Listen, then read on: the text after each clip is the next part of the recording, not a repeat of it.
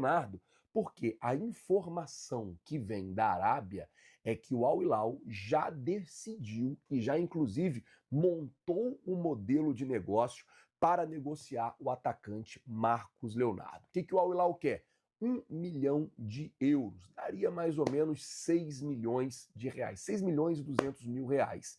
Além disso, o Al Hilal topa arcar com a metade do salário do jogador, ou seja, o clube que pegar o Marcos Leonardo por empréstimo vai ter que arcar ali com algo em torno de 1 milhão e 400 mil reais só de salário dele. E uma outra situação, e é aí onde está talvez um problema, vai ter que ter uma opção de compra assinada em 40 milhões de euros. Mas é uma opção de compra,